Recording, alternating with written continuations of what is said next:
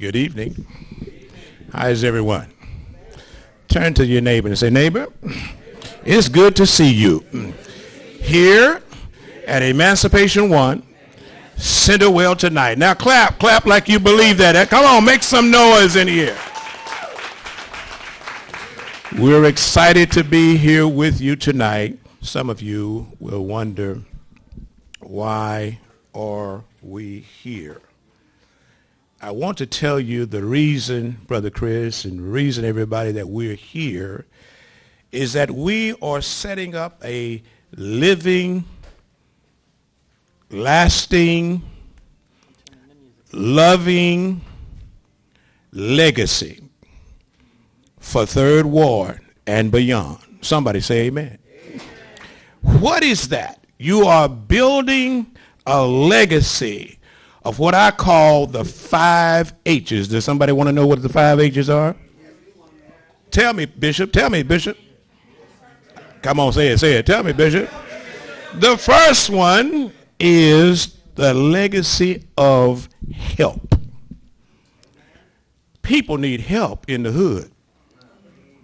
Who are you going to help? Everybody that needs the help, but especially the least. Come on, repeat after me. The least, the last, the lost, the lonely, and the unloved. Everybody deserves some what? H-E-L-P. Say it. Not only the help, but we're leaving a legacy of hope. You see, the Bible talks about faith is the substance of things. So in other words, faith rests on hope. The worst person out there is not a faithless person. The worst person out there, the worst off, are people who are hopeless. And so what we do as we come together, these various entities, these various individuals, we're coming together to offer help and to offer what else? Hope. But there's a third one. We're here to offer healing. There's some major sicknesses and diseases impacting people in the tray. Come on, somebody. Heart problems. Help me out. Diabetes problems. High blood pressure. Come on, talk to me. What else? Cancer. You know what's so good about us coming together? Somebody sitting here has some answers that somebody else needs to know about. So we come together to offer, first H, what was it? Help. Second H, what was it? Third H, what was it? But we also, fourth and fifth H, we come together to provide not only healing, but provide health in the first place. In other words, if you're healthy, you didn't have to worry about getting healed. We come to provide information, to provide tools that can lead towards you staying healthy and living a healthy, holistic life or lifestyle. That was worthy of a clap right there. Because we've come together for those 5 H's. Number 1, help me. What is it? H-E-L-P. Number 2? Number 3? Number 4, health or being healthy. And then number 5, holistic. Who are those people that's going to come together and provide all these things for us? I call them the 7 C's. Do y'all want to know who the 7 C's are? You ever heard of Search the 7 C's? Well, this is the letter C. First of all, it's the city. The city has some things, some organizations, some people that are concerned about health in their inner city. Come on, say amen. 30 seconds, I'm through. Not only the city, but the county. Not only the county, but churches. This pastor that did the prayer tonight is from a church right here on Emancipation. Tell us the name of the church, Pastor. Y'all give him a hand right there. I'm from another church. There are you from different churches. We can come together. We don't have to compete. We complete. And the wall said amen. City. Everybody say city. County. Churches. Colleges.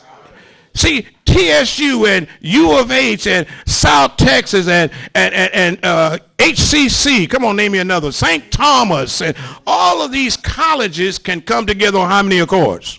One accord to attack the problems that are attacking us. I'm almost through. And then the fifth one is the corporations. The sixth one is the civic clubs. And the seventh one is ordinary citizens. Come on, say amen.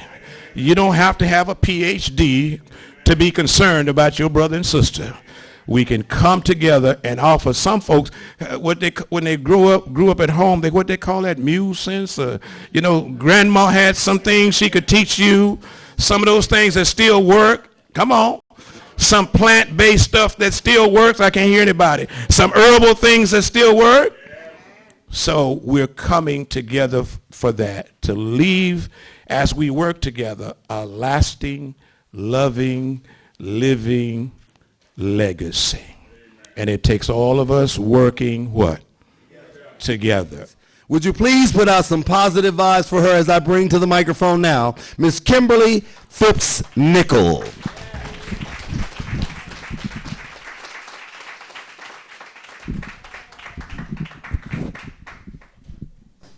That, sir, was the best introduction I have ever received. I am honored. You make me feel like I went back to church. All of y'all, this is amazing. So I am extremely grateful to be here this evening. And will someone give me my time check at a couple minutes whenever I'm needing to be pulled? Awesome. Thank you so much. So thank you, Christine, for inviting me here. I actually met Christine because of this room and the community events that she hosts in this space. And so I really love how you've done that. You should say what the community event was that you were doing. Oh, so it was one of the mid-level planning sessions for CUNY Homes, and the room was packed. And the energy was incredible, and I was just so moved afterwards, and we started talking about the building and the community and those kinds of things. So, yes, thank you. So Christine asked me to come and share my story, and so really briefly, I like props when I can. So my story is I had a stroke at the age of 45. And I am now 50, so I'm extremely grateful for these years that have been given to me as a gift.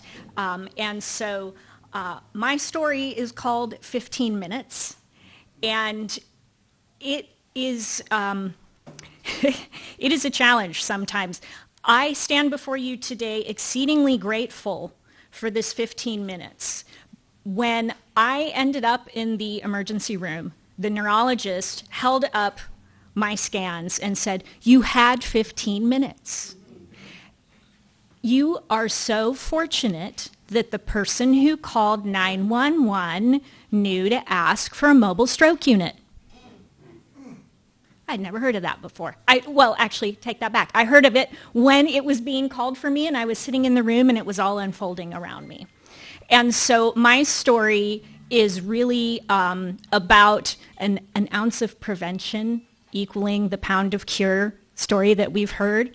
So I'm exceedingly grateful because I did not have any physical or cognitive loss because of my stroke. And my stroke was the size of my thumb.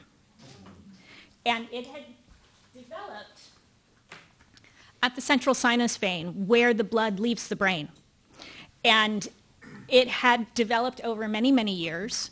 I developed that clot because it was a side effect of medication. Please, please, please have conversations with your providers about all of the implications of what you're being prescribed and any contraindications, especially when you're on multiple medicines. We love y'all, but I know sometimes that slips. My mom had to have a whole sheet written down so that she could have that conversation. So yeah, exactly. So the ounce of of prevention for me is really threefold. And I love the handout that you provided because it talks about diet. And so one of the reasons that I did not have negative impacts is because the physicians who were assessing me mentioned that I had not eaten meat since I was in college, and I was 45. And so I do eat seafood. I love fishing. I grew up fishing in Florida, so I do eat seafood. But I had not eaten meat, and I had a lot of leafy greens. And I was loving what you were talking about in there, so you guys will hear about it later on the healthy diet side. So I had not, I had been eating a lot of leafy greens. And so they really felt like this blood clot, which, by the way, this particular concern from this medication usually causes deep vein thrombosis in women in their 20s. So they were like, how did you make it to 45? And especially when they found out that I flew every week for 4 years as a construction project manager, so I was on and off planes constantly. Didn't know about compression socks or anything like that. And so that was one thing. But knowing to call for a stroke unit was such an important thing. So the education part beyond the diet, the education is super, super important. And this is why I hear you hosting these events. It's to share this community information. I would not have known to call for a stroke unit. I was extremely grateful because I was running a design and construction meeting for a clinic at the time, and the general contractor who was in the room knew to call for a stroke unit because of his OSHA job site safety training. Now, we talk about signs, right? We've heard FAST, we've heard of some of these other signs. In women, it can look different. So I did not have drooping of the face. I did not have some of the traditional things that they ask you to look for. I could not access information. So it's suspect, right? You're up there, you're supposed to have all the information, right? All the answers. This is your plan, you drew them. And somebody asks a question and you say, I don't know. That's not impressive the first time around, but after 3 times, the contractor knew, oh, I need to call 911 and ask for a stroke unit. And I am so grateful that he did because they were there so quickly and they administered the protocol as is directed. That was a collaboration between a university. So we were talking about colleges earlier tonight, right? That was a collaboration between a university and a hospital and Heart Association and many other organizations, right? And so the idea is, how do we build collective community so that we can create these things that impact positively? And then the third thing, which is controversial for some people, and I get it, I understand that there's been a lot of bad blood in history over time, is I have been in Texas 10 years, but prior to that I was out west for 18 years. And I was in states that had legal medical cannabis, and for a lifetime migraine sufferer, debilitatingly so, it made living feasible. And so moving to Texas was extremely difficult. But there's some help now. There's some things happening legislatively, not far enough. But one of the things that's really exciting to me is that University of Houston is here from the School of Medicine listening to what's being talked about. And so if you all that are associated with the School of Medicine have not yet had the opportunity to interact with Dr. Jacobus Zeberkis in the Biosciences School, he is doing groundbreaking research on cannabinoids and neural health. He has spent his entire career studying epilepsy and seizures and many things. He holds a patent on that work with the University of Houston and his lab. And so it's really exciting to me that we have universities that are having these conversations and employing these professors and having these labs doing this work. And so that was the other thing that they postulated, is that the neuroprotective qualities of many years of using this plant as medicine, the way my ancients believed it needed to be used, was super important. And so And finally, in community, we talk about how we show up and serve. And I realize it's a very narrow sort of a thing. But this scarf that I'm wearing actually has an anatomical heart on it. And this scarf, my business partner and I designed with Roki Design as a fundraiser for the American Heart Association, because we really felt like what they do is crucial. And that partnership that saved my life, them helping to fund the mobile stroke unit that saved my life, was part of the way I could give some gratitude. It is with great joy that I introduce Ms. Sherra Aguirre to you all tonight. Thank you. Hello, everybody. I am really, really happy to be here and happy to be with you guys. Beautiful room, beautiful people, beautiful purpose. And so thank you so much for allowing me to be here and talk to you tonight about heart health. Something that is very near and dear to my heart because of who I am, where I came from. I grew up with a family that had regular issues with heart. My parents were on blood pressure medications for as long as I could remember. My uncle passed away from a heart attack when I was about 7 years old. I had an aunt who ended up with an aneurysm and passed away when I was about 12 years old.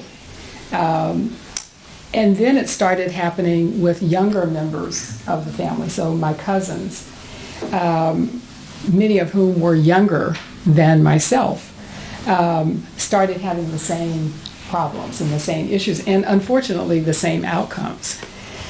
So heart health was something that I grew up, understanding that it was something that was important, but I really didn't know that much about why it happened, how it happened, and I certainly didn't think at the time there was anything you could do about it. I thought it was all about our genes, right? I thought it was all about our family history. I thought that maybe, it's just going to be my turn at some point. So I started getting very interested in the subject. I started paying attention. And particularly, there were two instances that really, I guess, made me stop and think and figure out that I had to find a different path. I just couldn't believe there was nothing that could be done. I guess that's just part of kind of how I am. So there were two instances with two younger cousins, significantly younger than I was. So the first was a young cousin who actually worked at one of the prison units up at Huntsville, came home from work, had two young sons, came home with a splitting headache. And so his wife said, well, why don't you just go lay down and, get some rest, and, maybe you'll feel better in a little bit. So he did. And so after a while, she decided to go in and check on him. She went in to check, and he was unresponsive. And so he died. And he was probably at the time barely 40 years old. And so we never really knew exactly what happened, other than the fact that he had an event and he was on blood pressure medications, thought his blood pressure was under control, and yet he had this outcome. So that got everybody's attention. And at the time, I was probably only 10 years older than that. And so I'm thinking, wow, it's, this is different. I kind of had grown accustomed to seeing that with older relatives. The second was another younger cousin who also had high blood pressure, also was on medications, but he, and I knew him well, had been around him a lot, and he took pretty good care of himself. He was a runner. He ate fairly well, but still the traditional diet, the Texas traditional diet. Lots of barbecue ribs, burgers, fried chicken, all the stuff that most of us, grew up with. But he tried to watch it. He tried to, exercise moderation. And so that was a good thing. Well, he and his wife decided to go on vacation, and they were going to fly out of Hobby Airport. They were going to go skiing. I don't know. I didn't know he knew how to ski. Maybe he didn't, but his wife did. But they got to the airport, and they went through security. She actually worked for Southwest Airlines, so she came through quickly. And he got caught because this was about the time that they had just started with the TSA checks and security checks. So she figured, he probably did something dumb, had something in his luggage that he wasn't supposed to have. So she went on and she said, I'll wait for you, at the gate. So she got to the gate, she waited, and he didn't show up. And so finally, it was almost time for the plane to leave. So she decided, she said, you know what, he probably did something, let me go see what I can do. She worked for Southwest. So she started back to the security area, and about halfway there, she saw a group of people gathered just in the walkway there. And so she was just going to go around them and try to get back to security. But when she got closer, she saw that something had happened. There was somebody on the floor, and it was her husband. It was my cousin. Wow. So he was just trying to get to the gate, to make the flight. Had a heart attack. This was before they had defibrillators, in the airports, and there was incidents like this that led to those being provided. But there he was, and so that shook our family, and those two deaths came pretty close together, and they were both very young, meaning, not still in their early 40s. So I said, I've got to do something better. So I started paying attention to what I ate, how I felt after I ate. I started reading. I started trying to learn more, and we're talking about 40 years ago. So we didn't have groups like this, that people could tell us about, these are ways that you can protect yourself from getting heart disease. Again, most people thought it was just going to happen, and it was going to happen. You just get on medication, and that's it. But I kept reading and I kept learning, and so I got really lucky. I had an incident myself that set me on the path to actually trying to prevent these kinds of things, trying to prevent from getting to the point where I might have a stroke or an aneurysm or a heart attack. And that situation happened to me in my 50s, and even though I had started... Oh, I'm sorry. Usually I talk so loud. But so basically this happened in my 50s, and I actually, as a result of kind of the things that happened in my family, I had started eating a mostly plant-based diet. I would say a mostly vegetarian diet. I still ate fish, I still ate cheese, I love cheese, and I would occasionally still eat some links, but I kind of had to give those up. That was pretty greasy. But so I just kept doing little things, to improve. I gave up fried chicken, I gave up fried food in general, and I thought I was cool. I thought, hey, I'm going to avoid this. I was pretty active and never really had too much of a weight issue. So I thought I was good, and then my blood pressure started creeping up in my 50s.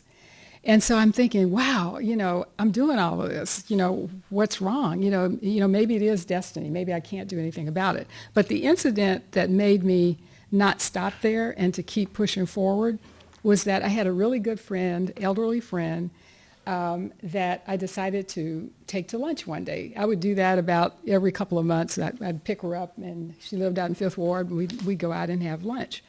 I picked her up, we were on the freeway, and all of a sudden, I started feeling like I was going to black out. And I had started on blood pressure medication about 3 or 4 weeks before that. And I had noticed, the only thing I had noticed is that I was out in the yard one day, and I was doing something. I got up really fast, and I felt lightheaded, but I didn't really know why. I just knew it hadn't happened before. And that's the feeling I started getting when I was driving on the freeway. So I had my elderly friend in the car, and I'm gripping the steering wheel for dear life because I don't know. My eyes were bucked. I'm just trying to do everything I could to stay present and alert. And so the only thing I could think to do is to try to get off the freeway. So I started, gravitating toward the nearest exit and just, praying that she wouldn't notice, how scared I was. And I don't think she did. So I was able to make it off the freeway, onto the feeder. And almost as soon as I did, it just passed like it never happened. It just went away. So I said, what am I going to do? So I thought, well, we're here, we'll have lunch, maybe if I eat something. So I did, and we were fine. We had a nice lunch and I went back. But after that, I said, oh my God, what could have happened? Not only could I have, caused an accident to hurt somebody else, I could have hurt one of my best friends and myself. So I got referred to a cardiologist here in Houston. Some of you may know Dr. Baxter Montgomery. And so I was lucky enough to get referred to him, plant-based cardiologist. And so that started me on the next stage of kind of my journey to health and wellness. I remember when he told me, he said, if you really wanted, he said, I can keep you on medication. I said, you know what? I want to get off of it. I want to be able to do this without it. I know I need it, so I'm taking it. He said, but if you want to get off of it, he said, you need to give up. You need to go plant-based, whole food plant-based. He says, that means your fish has got to go. And I know some people in here are going to be just like me. I said, what? Fish? I don't think so. And he looked at me like he had heard that so many times before. But you know what? I said, I'm going to try this. I'm going to try it. I don't know if it's going to work, but I had read enough about it, and he had other patients that were successful with it, so I did. It was a long journey for me. It didn't happen quickly. I've seen some people who get really quick results. With me, it took longer. But I kept improving enough that it kept me motivated. I would see enough of an improvement that I said, you know what, I'm going to keep going. So long story short, I'm here today. I'm 73 and no medication, no hypertension. I have not had any cardiac events. Thank you. And I'm so grateful. Gratitude motivated me to write the book. It was just sheer gratitude and wanting to share the hope that Bishop Russ talked about. There is hope. We don't have to have these diseases. We're going to face challenges. Nobody's perfect. Nobody's health is going to be perfect. Nothing's going to be perfect. But we don't have to follow the pattern of, diabetes, the pattern of, at a certain age, everybody thinks you're going to have high blood pressure. Everybody thinks it doesn't have to be. We do have choices. So that is the gratitude that I feel for, being in a position to be here. And I have another cousin, I talked about my family history, that had 3 strokes, and the 4th stroke happened 3 years ago, and she's now in a personal care home. This was a vibrant woman. Vibrant, active, and she's in a personal care home, and basically will never be able to walk again, probably. But she's lucky that cognitively she still, is alert enough. It's kind of slipping a bit because the problem is sometimes death is not the worst outcome. And a lot of people say, well, you got to die from something. What people don't realize is you may have to go through a whole lot before you even get there. So you don't want to do that if you don't have to. Let us all give a hand clap of welcome to Christine DeJongh.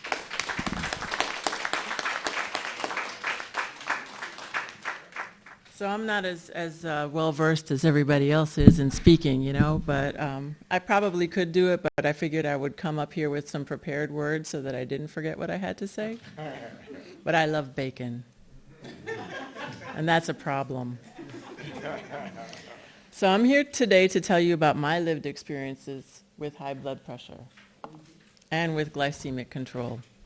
I'm a fatty, and I'm okay with that.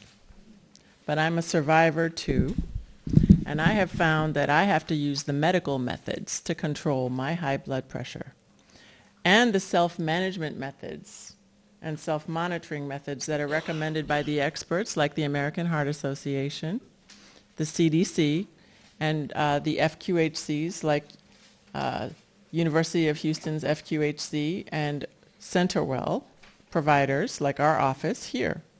And what are those methods? Well, at first they involve going to your doctor's office, going to your PCP on a regular basis, and then going to your pharmacy and picking up your medication.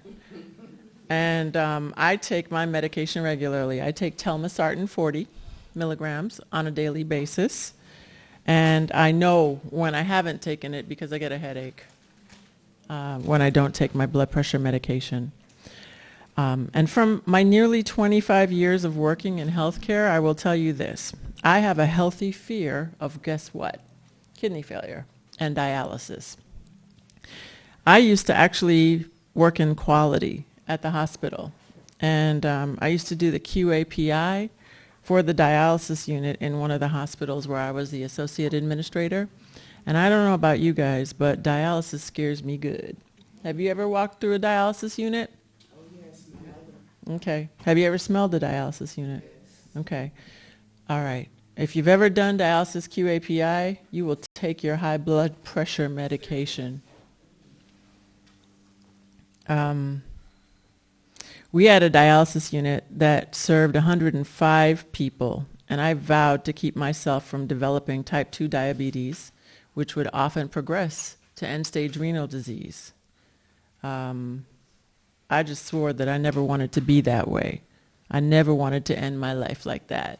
So I promised myself that I would take my antihypertensive medication and I would control my diet. But my diet got a little out of hand, and I think I put on about 50 pounds because I like bacon. And I like barbecue. And I like ribs. And I'm a Caribbean person. And I'm a Latina. And I'm a Texan woman. So I like food. I'm a fatty. Okay. Yeah, all right.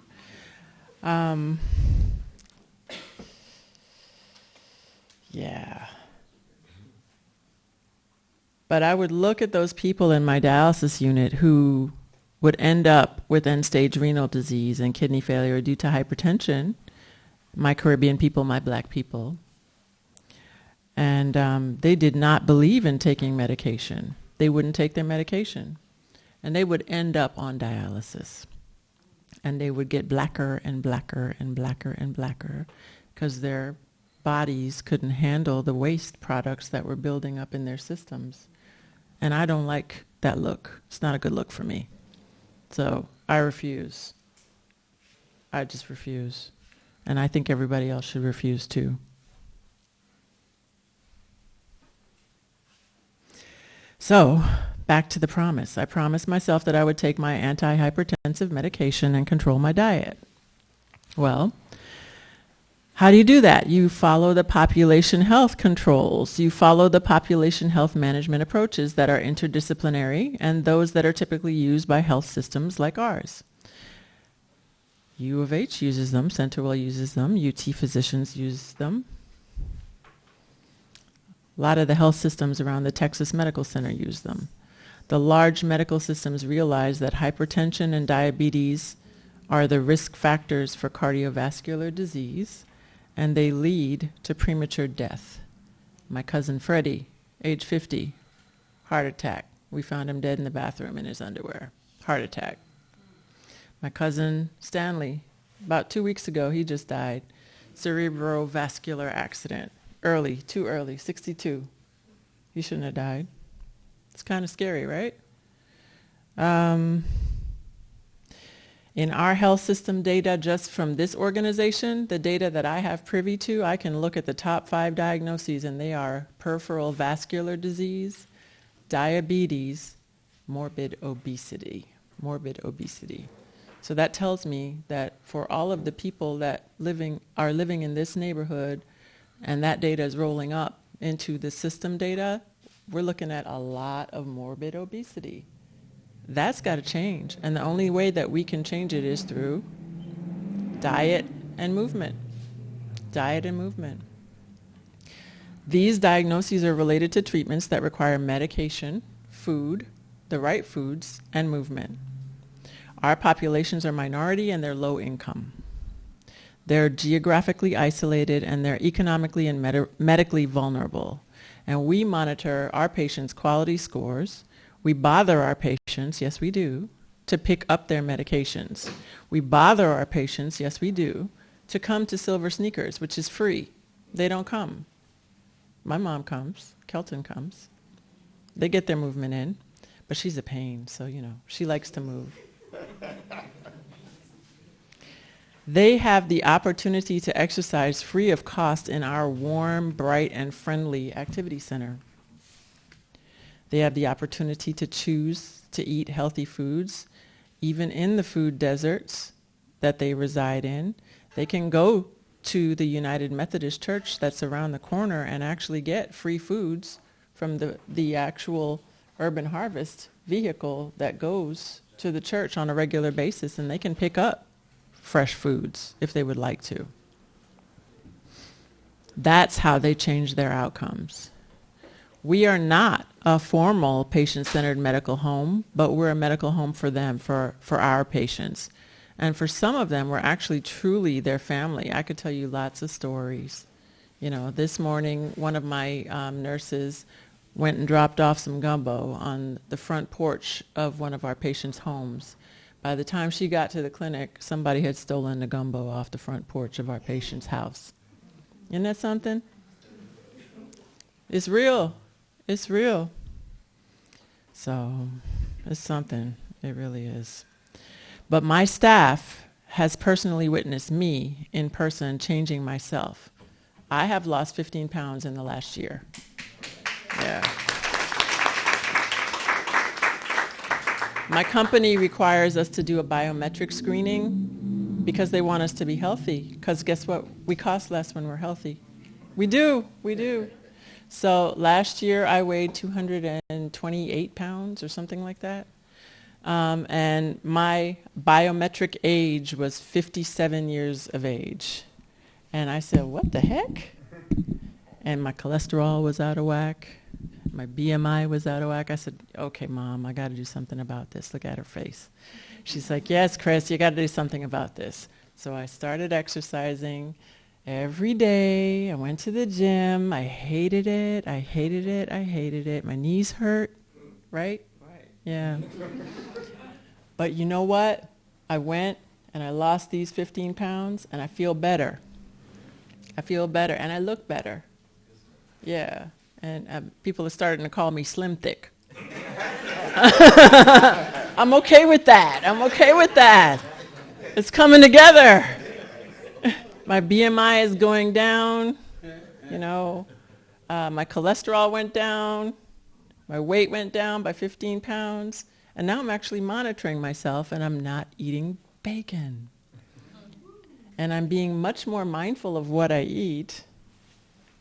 I'm changing my diet, my eating, my drinking habits, my movement habits. My commitment to my self-care has changed in support of these things that we tell our patients.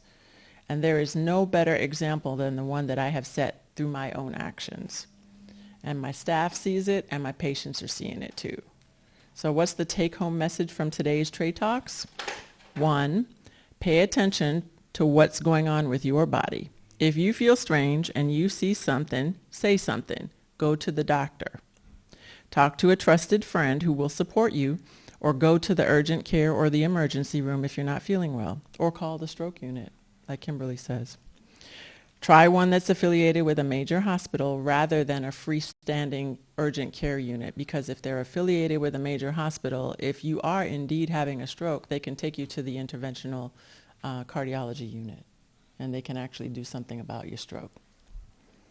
2, develop a relationship with your primary care provider. They are the gatekeeper in medical care, and many plans will not pay for emergency care anymore.